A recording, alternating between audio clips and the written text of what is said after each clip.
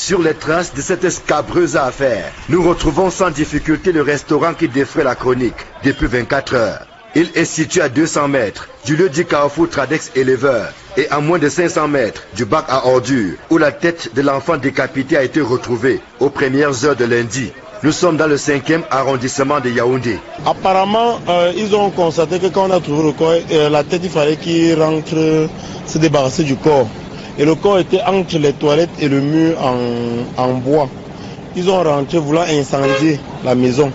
Ça n'a pas pu. C'est aux environs de 2 heures qu'on a enlevé le corps. C'est les voisins qui ont trouvé le corps. Et le corps était déjà, on a boucané et coupé les bras, apprêté, puisque la tête était coupée au niveau d'ici. C'est ici, derrière la maison abritant le restaurant, dans un angle isolé et à proximité des toilettes, que les restes de l'enfant décapité ont été découverts. Interrogée par les habitants du quartier, la génitrice de la victime va d'abord nier les faits, avant finalement de passer aux aveux sous la pression populaire, laissant sans voix les habitants du quartier. Quand on a levé le corps aux environs de 2 heures, le lendemain ils sont revenus, le lendemain de mardi, continuent à faire le ménage, donc ils vont continuer à préparer et vendre aux gens. Les rumeurs pourraient dire que c'est eux qui savent ce qu'ils ont fait. Il y a certains voisins qui ont dit que mais nous on remarque bien la tête de l'enfant là, ce n'est pas la tête c'est pas la tête de l'enfant de la femme si. Elle dit que son enfant est à Douala. On lui a donné le téléphone d'appeler sa soeur à Douala, là où l'enfant se trouve. Elle a pris le téléphone, elle a commencé à parler en bassa. Apparemment que si on demande que l'enfant est là-bas, on dit oui.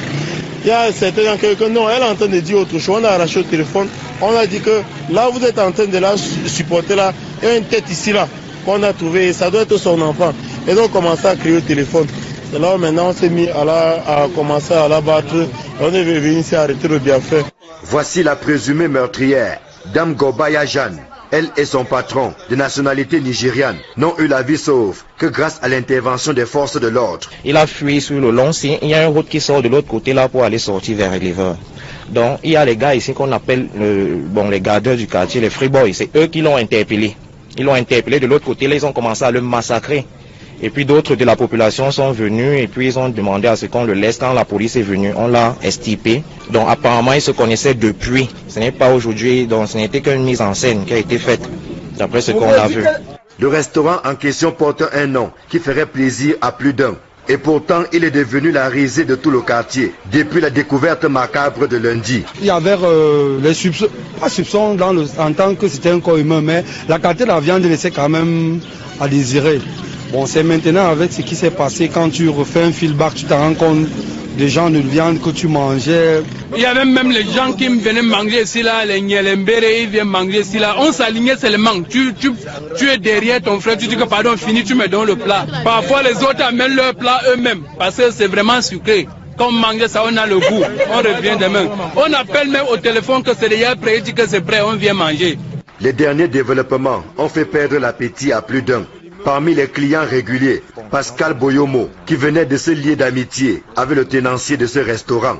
Il est dépassé par les événements en apprenant que celui avec qui il marchait serait impliqué dans une affaire de trafic d'organes humains. Donc on se posait des questions, que comment fait-il pour avoir de profit? Parce que vous ne pouvez pas donner des gros morceaux de viande aux gens, vous donnez une boule de couscous qui est comme je sais pas, et vous remplissez une assiette de sauce, et puis ça vous dites que vous faites des profits à 500 francs, vous payez un loyer, il a 2 employés qui payent. Donc franchement, nous on se posait des questions, on se disait que c'était pour un début, mais là ça faisait il y a plus de 6 mois qu'il était là, et ça ne faisait que continuer. Et la viande, bon, c'est vrai qu'on n'avait jamais compris quelles étaient les parties de viande que nous mangions. Et il proposait même habituellement quand tu te retrouves du côté de Mimboman.